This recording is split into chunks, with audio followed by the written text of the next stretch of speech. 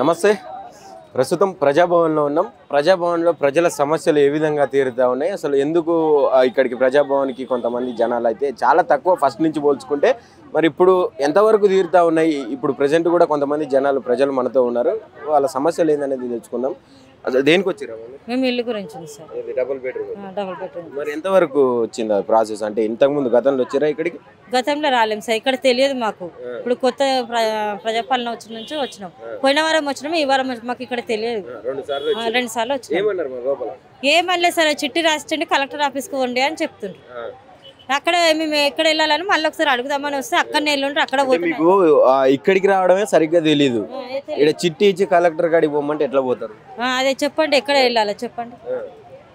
నల్లగల్లని అంట ఎక్కడనో ఉంది సార్, అక్కడ అడవిలో ఉందంట. అది అప్పుడేమో లక్కడికే పూలు కాడ ఉండే, మనకు దగ్గర ఉండే. ఇప్పుడు మేము ఎక్కడికి వెళ్ళాలా చెప్పండి? 16 నుంచి అప్లై చేసిన కొద్దీ ఇంకిప్పటికి ఇల్లు లేదు. ఒంటరి మహిళగా బతున్నాం మేము. ఒంటరి మహిళగా భర్త చనిపోయినప్పుడు 2 సంవత్సరాలు ఆయన ఉన్నప్పుడు అంతే ఉండే, లేనప్పుడు అంతే ఉండదు సార్. మాకు స్కూల్లో వాచ్మెన్ డ్యూటీ చేస్తాను, ఆయమ్మ డ్యూటీ చేస్తాను, అంతే. ఏం చేయాలి చెప్పు? రేషన్ కూడా 8 వచ్చింది నాకు రేషన్.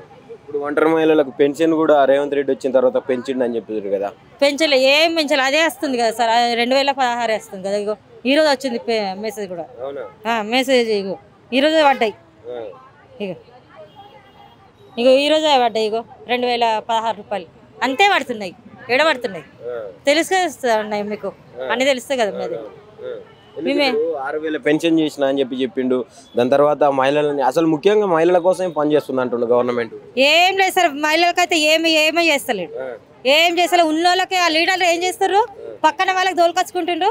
వాళ్ళకి ఇల్లు ఉన్న వాళ్ళకే ఇప్పిస్తున్నారు వాళ్ళు. కథం ఇక నాకన్నా ముంగడు సార్, మా ఇంటి పక్కకి వాళ్ళకి ఇల్లు ఉంది, వాళ్ళకి ఇల్లు వచ్చింది. వాళ్ళ ఎట్లా పరిస్థితి చెప్పండి? ఇల్లు వచ్చింది. ఇప్పుడు మా పరిస్థితి ఎవరికి చెప్పుకోవాలా? వాళ్ళకి చెప్తే మాకు తెలియదు, వాళ్ళకి చెప్తే మాకు తెలియదు. ఇప్పుడు కాంగ్రెస్ వాళ్ళు సామాన్యులందరికీ న్యాయం జరుగుతుంది కాంగ్రెస్ ప్రభుత్వం వల్ల అని చెప్తా ఉన్నారు కదా. ఏం చేస్తలేదు, సామాన్యులకి ఏమి చేస్తలేరు సార్, చూస్తలేరు అసలు. ఆ లీడర్లకు కూడా ఏమి పర్మిషన్ ఇస్తలేరు. అది వాళ్ళ ఎలా ఉంటే అలా చేసేస్తారు. లేకపోతే మాకు 1,00,000 రూపాయలు అయ్యింటే మీ పొంటి చేస్తాం ఇల్లు అని అంటున్నారు. మరి ఏం చెప్తారు? ఒక పక్కనేమో మహిళలందరినీ అభివృద్ధి చేసి కోటీశ్వరాలని చేస్తా అంటున్నాడు. ఏం చేయడు, ఏం చేస్తాడో అసలు ఆయనకే తెలియాలా, మా గరీబులకే తెలియాలా. ఇక మా బతుకులు మేము బతాము, బతకపోతే చచ్చిపోతాం కదా సార్. పని చేసుకోవాలా, బతకాలా, 1 రూపాయి కోసమైనా బతకాలి. ఇప్పుడు ఆయన కొన్ని హామీలు ఇచ్చిండు గెలవక ముందు రేవంత్ రెడ్డి గారు. ఇప్పుడు గెలిచిన తర్వాత ఎంతవరకు అమలు అవుతున్నాయి? అసలు ఏమి కాలేదు. ఒకటి గ్యాస్ ఒకటి అయింది, బస్సు ఎవరికి పెట్టమన్నారు సార్. బస్సు ఎందుకు కొట్టుకోవడానికి పెట్టుకుండు అంతే, ఇంకా ఏం లేదు. ఏం మంచి జరుగుతలేదు, ఏం మంచి జరుగుతలేదు. ఎందుకు సార్? కాలేజ్ అయితే ఇరిగిపోయిన పని చేసుకొని బతారు, టికెట్ పెట్టుకొని పోతారు. ఏదో స్కూల్ పిల్లల కంటే ఇట్లా చేతగానే వాళ్ళ కంటే ఏం కాదు, పర్వాలేదు. ఈ ఇల్లు కట్టిమంటే ఫ్రీ బస్సు పెట్టి ఏం చేసుకుంటాడు సార్ చెప్పు? ఇల్లు లేక బయట చచ్చిపోతున్నాము, కిరాయిలు కట్టుకోక. వాచ్మెన్ గా ఎన్ని సంవత్సరాలు ఉంచుకుంటాడు సార్? వెళ్ళిపో అంటాడు, ఎక్కడ పోవాలో చెప్పు? తాగోత భర్తలను చేసుకొని ఇట్లా బతుకుడు ఉంది అంతే. ఇప్పటికే చాలా ఇల్లులు ఇచ్చినాం, ఇంకా కూడా ఇస్తాం. అసలు గతంలో ఏ ప్రభుత్వం కూడా ఇన్ని ఇల్లులు ఇవ్వలేదని చెప్తుండే. ఎవరికి ఇస్తుండో ఏం కథనో, ఏమో లీడర్లకే ఇచ్చుకుంటుండో ఏమో సార్. మళ్ళీ మాకు కూడా తెలియదు. ఇక మాకైతే ఏం సరిగ్గా తెలియకొచ్చింది. ఏం చెప్తాం మరి రేవంత్ రెడ్డికి? ఏం చెప్పాలి సార్? మేమేం చెప్పాలా? మేము చెప్పడంత గొప్పలం కాదు.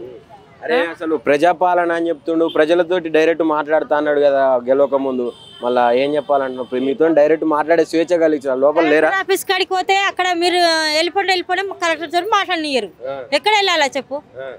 కనీసం చందనారికి పోతే అక్కడ మాట్లాడనియరు, లింగంపల్లికి పోతే అక్కడ మాట్లాడనియరు, కలెక్టర్ ఆఫీస్కి పోతే పొండి అని వెళ్ళగొట్టేస్తారు. ఇప్పుడు ఎవరు లోపల ఎవరంటారు? ఎవరు లేరు, వినే వాళ్ళు లేరు అసలు. అక్కడ ఎవరు లేరు, వినే వాళ్ళే లేరు, ఎవరు లేరు. ఏమో ఎవరు లేరు సార్. అందులో చిట్టి ఇది ఒక్కటి రాసిండ్రు, కలెక్టర్ ఆఫీస్ కు అని చెప్పిండ్రు. కథ మీకు ఇంట్లో ఎంతకం పెట్టిండ్రు, కథ కలెక్టర్ ఆఫీస్ కు అన్నాడు. ఇక ఏమో సార్ తెలియదు, లోపలికి పంపిస్తలేరు కదా. అక్కడ వెళ్ళినా గానీ రిటర్న్ పంపించేస్తుండ్రు.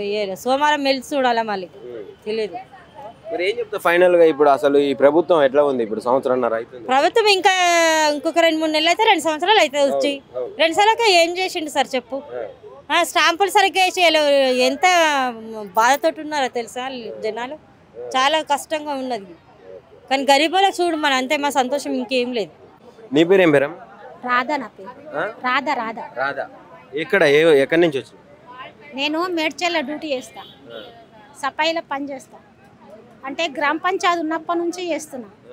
ఎట్లా చేస్తున్నా అంటే ఇందిరమ్మ ఉన్నప్పుడు 5 ఏళ్ళు కాలం పోయి బతకనీకి వచ్చిన మేడ్చల్. బతకనీకి వచ్చినప్పుడు 1200 జీతం ఇచ్చారు. గ్రామ పంచాయతీ ఉన్నప్పుడు 1200 జీతం నుంచి 1500 ఇచ్చారు. సంవత్సరానికి పెంచారు. కేసీఆర్ వచ్చినాక ఏకదమ్మున 14,000 రూపాయలు చేసాం. 14,000 చేసినాక కేసీఆర్ వచ్చినాక 2 ఏళ్ళు కరోనా వచ్చింది. ఈ కరోనాలో నేను దున్నలే. మళ్ళా ఇందిరమ్మ ఉన్నప్పుడు అడ్డికి వావుసేరు గోదలు నమ్ముకున్నా, మాకెళ్ళి నమ్ముకున్నా. తాగదామంటే నీళ్ళు లేవు, చెరువులు ఎండుకపోయి, బావులు ఎండుకపోయి. ఇందిరమ్మ ఉన్నప్పుడు 5 ఏళ్ళు కాలం బాయ్. ఇక కేసీఆర్ వచ్చినాక 2 ఏళ్ళు కరోనా వచ్చి ఇక మేము ఎప్పుడు పోయి భూములు దున్నుకోకపోతే ఇక నేను బతకనీకి వచ్చిన. అది కేసీఆర్ తెచ్చిండు గోదావరి కాలువ. గోదావరి కాలువకు 3 ఎకరాలు పోయింది. ఏది కాలువకు మా వేరేటోడు తిన్నాడు, చేను పక్క పొడతా చేను ఉన్నోడు తిన్నాడు. ఆ చేను ఉన్నోడు దీన్ని ఏం చేసిండు అంటే ఈ పలానోడు పలాని పోషాయ కొడుకు అని అంటే నేనే అని 15 లక్షలు తిన్నాడు. కేసీఆర్ తప్పు లేదు, కలెక్టర్ది తప్పు లేదు. ఎందుకంటే మధ్యలో వచ్చినోనికి నాదంటే ఎవరన్నా ఇచ్చుకుంటా పోయిండు, ఉన్నోళ్ళకి ఇచ్చుకుంటా పోయిండు. అయితే ఇప్పుడు నా భూమి నాకు ఏమంటున్నా పోయింది, తిన్నోడు. నేను నా భూమి కాడికి పోతే ఆ భూమి కాడ ఏమంటారు అంటే ఇది మాది, నువ్వెట్లా దుంతవే అంటారు. నేను కలెక్టర్ ఆఫీస్ కాడికి పోతే కలెక్టర్ నా తండ్రి పుణ్యం చేసిండు. ఎవరికి? సిద్దిపేట కలెక్టర్ ఆఫీస్ కూడా. అమ్మ మీ తాత పేరు ఉంది, మీ నాయన పేరు ఉంది, మా నాయన సర్పంచ్ చేసిండు, వార్డ్ నంబర్ చేసిండు, మేము మాదిగోళ్ళం. ఆడు దొంగ నాంపల్లి కోట్ల అని జైలుకి ఇట్లా పట్టించిన వాళ్ళకి నాకు ఏ సంబంధం లేదు. మాట్లాడుకున్నాం ఓల్రే. కానీ ఇంకా వేరేటి అయినది ఉంది, ముతరాశ అయినది. ఆ ఆయనతోటి మాట్లాడేది ఉంది. ఎవరెవరికి ఎంత ఇయ్యానో బాగుంటే ఇస్తా. నా తమ్ముళ్ళకు నా పానానికి అపాయం కాకుండా వాళ్ళు ఏం జరిగినా వాళ్ళ జిమ్మదారే ఉండాలి. ఎందుకంటే భూమి కబ్జా చేసిరా? నా భూమి మొత్తం కబ్జా చేసి దున్నుకుందామంటే లేదు. ఆ చేన్లకు పోతే చేన్లలో చంపేస్తారు. ఇంటికాడికి పోతే వేరేటోడు వచ్చి ఇల్లు కట్టుకుండు. ఇక నేను ఎల్లమ్మ గుడి కట్టుకుందామంటే ఎల్లమ్మ గుడి కాడికి ఇట్లా కట్టేస్తుంది. మరి ఇల్లు ఎట్లా కట్టుకోవాలి? మరి ఇక ఇందిరమ్మ ఇచ్చిన పథకం ఇచ్చి జాగలనే ఇల్లు కట్టుకుంటాం. అట్లా అని వచ్చిన. ఇప్పుడు ఏమంటుందంటే అయ్యా కేసీఆర్ అయితే రైతు బంధు ఇచ్చిండు, నువ్వు ఇట్లా గట్టినే ఇస్తావు. ఇక మరి 4 ఎడ్లని ఇస్తావా, 2 ఎడ్లని ఇస్తావా, ఒక బర్రెని ఇస్తే రైతు బంధు దున్నుకుంటా, రైతు బంధు వేస్తావు, ఇంత దున్నుకొని బతుకుతా. మా సొంతం జాగలో కట్టుకుంటాం. ఇక ఇల్లు ఇవ్వలేడు. ఇంకా ఇల్లు కోసమే వచ్చిన, భూమి కోసం. ఇల్లు లేదు, పెంకటిల్లు ఉంది, అంత ఊరుస్తుంది. పెంకటిల్లు ఉంది. పెంకుటిల్లు ఉన్న వాళ్ళకు, అసలు ఇల్లు లేని వాళ్ళకు మొత్తం ఇట్లా ఇందిరమ్మ ఇల్లులు కూడా మళ్ళా ఇస్తుండు కదా రేవంత్ రెడ్డి. మీకు అప్లికేషన్ పెట్టిన అసలు వచ్చిందా? పెట్టినా, పేరు రాలేదా లిస్ట్ లో? ఇంకా రాలే. పెట్టినా ఇంకా రాలేదు. ఇప్పుడు నాకేందంటే ఉన్న కాడికి నా భూములు నాకు ఇప్పించి దొంగలను తీసేయమంటున్నా. దొంగలను తీసేసి మా దొరలను పెట్టయ్యా నీ కాలు మొక్కుతా. అడిగినా ఆడదాకా పోనిస్తలేవు సారు. నువ్వు ఉద్యోగం చేస్తున్నావు, నేను ఉద్యోగం చేస్తున్నా, ఎంతో దూరంకి వెళ్ళి కష్టపడి వస్తున్నాం. మా భూములు మాకు ఇప్పిస్తే మేము పర్మనెంట్, మా ఉద్యోగాలు పర్మనెంట్ చేస్తే ఆయనకి ఇంకా పువ్వుల రథం తోటి ఆయన పాదాలు కడిగి బతుకుతాం. ఏం పేరు అమ్మా నీ పేరు? సుశీల మేరీ సార్ నా పేరు. మోహన్ నగర్. ఇప్పుడు డబుల్ బెడ్రూమ్ కేనా మీరు కూడా? అవును సార్. నాకు ఏమొద్దు, ఒక డబల్ రూమ్ వస్తే మేము పోయి పగిలిందో గిగిలిందో ఇస్తాను, నేను రిపేర్ చేసుకున్నాము ఉంటాం సార్. ఇంటూ అన్నారు మీకు ఇల్లు వచ్చింది లేదా, మీరు ఖాళీ చేయండి, 30 ఖాళీ చేయాలంటే సామాన్ తీసి బయటకి వేస్తాను అంటున్నారు సార్. మీకు గతంలో రాలేదా అంటే బీఆర్ఎస్ ప్రభుత్వం ఉన్నప్పుడు? లేదు సార్, ఏది లేదు సార్. అన్ని ఓట్లు ఇక్కడ వేసినా నేను. డబుల్ బెడ్రూమ్ వచ్చిందా ఇంతకు? లేదు సార్, ఫస్ట్ అదే బీఆర్ఎస్ ఉన్నప్పుడు వచ్చింది 4 లిస్టులా. వస్తే మరుసో రోజు తోలుకొని పోతాను సైదులు అని చెప్పి మున్సిపల్ ఉంటాడు.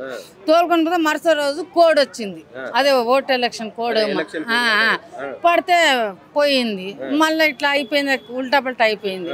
పోయి అన్న ఏమంటే అయిపోయిందమ్మా, ఇప్పుడు మనది కాంగ్రెస్ వచ్చింది లేదా, లేదు ఇప్పుడు కాంగ్రెస్కి రాయిపో అంటే మళ్ళీ ఫస్ట్ నేనే లైన్లో నిలబడి 30 రాసి అప్లికేషన్ పెట్టేశాను.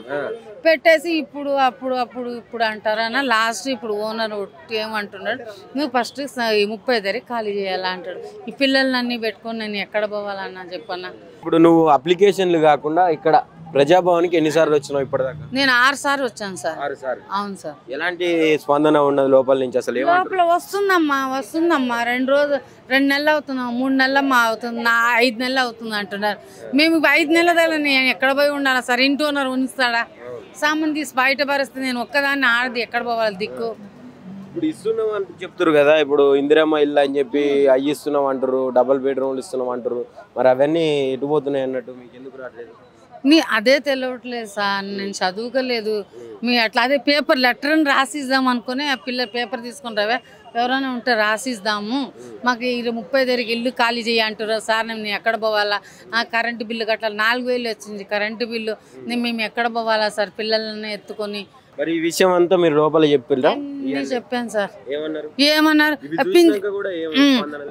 పింఛన్కి పెట్టుకోమ్మా అన్నారు సార్. నాకు అన్ని పెట్టేవాడిని సార్, పోయినసారి వచ్చేప్పుడు పెట్టాను సార్. నేను వచ్చి ఎప్పుడు పెట్టుకొని పోతాను సార్. ఒక్క హెల్ప్ చేయండి సార్, ఒక్క ఇల్లు ఇస్తే నేను మా ఆయన నేను కాపాడుకుంటాను సార్.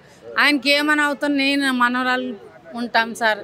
అన్నీ అడుగుతున్నాను సార్. ఇంకా నాకు ఏం వద్దు, ఒక ఇల్లు. కాంగ్రెస్ ప్రభుత్వం ఇచ్చేటటువంటి హామీలు ఏమేమి వస్తున్నాయి అసలు? ఏం రాలేదు సార్. ఒక బియ్యం ఒకటి వస్తుంది సార్, సన్న బియ్యం వస్తుంది అంతే, ఇంకేం రావట్లేదు.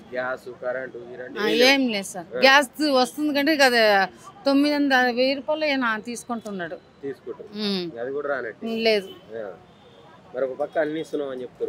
లేదు సార్. వస్తే మేము ఎందుకు వస్తాం సార్? చెప్పు, ఉంటే మనం ఎందుకు అడుగుతాం? నేను సార్ ఉంటే అడుగుదామని వచ్చాము సార్ ఈరోజు. సార్ ఉంటే డైరెక్ట్ లేదంటే మీరే మందు తీసుకుని వచ్చి ఇచ్చి మమ్మల్ని నలుగురిని చంపేసి వెళ్ళిపోండి, పీడపోతుంది. నన్ను వద్దు, నన్ను నా మొగుడిని చంపేస్తా సార్. వీళ్ళని పంపించేస్తానులే, వాళ్ళు నా బిడ్డ దగ్గర పంపించేస్తాను. ఇవి నేను బతికే ఎందుకు లాభం సార్? రోడ్ మూట మూసుకొని పోవాలంటే ఈ నడుము గుంజుతూ ఉంటుంది. 2 మూటలు బట్టలు తీసుకుని వస్తాను, అమ్ముతా, దాంట్లోనే ఇల్లు నడిపిస్తాను సార్ నేను. కిరాయి 6 సార్లు ఇళ్ళకి వచ్చినావు ప్రజాభవన్లకి. ఏ అధికారులు ఉన్నారు? అంటే అధికారులేనా లేకుంటే మన ఉప ముఖ్యమంత్రి కానీ మన ముఖ్యమంత్రి కానీ ఎప్పుడన్నా కనిపించారా మీకు? సార్ ఎవరు కనిపించలేదు. లైన్గా కూర్చొని ఉండాలి చూడండి చీరలా, వాళ్ళే కనిపిస్తారు. మీరు తీసుకోండమ్మా, మీకు వస్తుంది, 4 నెలలకు వస్తుంది, 5 నెలలకు వస్తుంది అంటే సార్. 5 నెలలు 4 నెలల కంటే ఎక్కడ ఉండాలి సార్? 30 తారీఖు సామాన్ తీసి పారేస్తాను అంటున్నాడు. నేను కూర్చొని చూస్తానంటే రాను. మన ముఖ్యమంత్రి ఏమో అసలు మొత్తం ఆడోళ్ళ కోసమే పనిచేస్తుంది, అలాని అభివృద్ధి చేయడమే నా లక్ష్యం అంటున్నాడు. చేశారు సార్, మాకంతా ఏది చేయలేదు సార్. ఒక్క రూపాయి లేదు సార్. ఆడోళ్ళందరినీ కోటీశ్వరాలని చేసిన తర్వాత వాళ్ళ ఓట్లతో నేను మళ్ళా గెలుస్తా అని చెప్తుండు. గెలవని సార్, మంచి చేస్తలేదా సార్? ఇప్పుడు చేస్తలేడా? మాకేం చేయలేదు సార్, ఇప్పుడు దాకా ఏమీ లేదు. ఒక బియ్యం ఒక్కటి వదిలిపెట్టి ఏ హెల్ప్ చేయలేదు ఎవరు. నాకు ఒక 10 రోడ్లు అడుక్కుంటాను, అన్ని రూపాయి వేస్తాను, ఎంతో డబ్బులు అయిపోతుంది. నాకు ఎవరు చేయలేదు సార్. నేను అందరి దగ్గర కొందన కలెక్టర్ ఆఫీస్, కొందన కలెక్టర్ జంగల్లో ఉంది చూడండి, అక్కడ అన్ని తిరిగాను సార్. ఈయన కోసం ఇట్లా అయింది, నాకు హెల్ప్ చేయండి సార్, హెల్ప్ చేయండి సార్. ఎవరెవరన్నా అడిగాను సార్, నాకేం లేదు సార్. ఒక ఇల్లు ఇస్తే చాలు సార్, ఇంకేం వద్దు నాకు. అవి ఒక ఇల్లు ఇస్తే నేను మా ఆయన పిల్లలు బతుకుంటాం సార్. మీకు ధన్యాలు పెడతాను సార్, మాకు ఒక ఇల్లు ఇప్పియండి సార్, అంతే.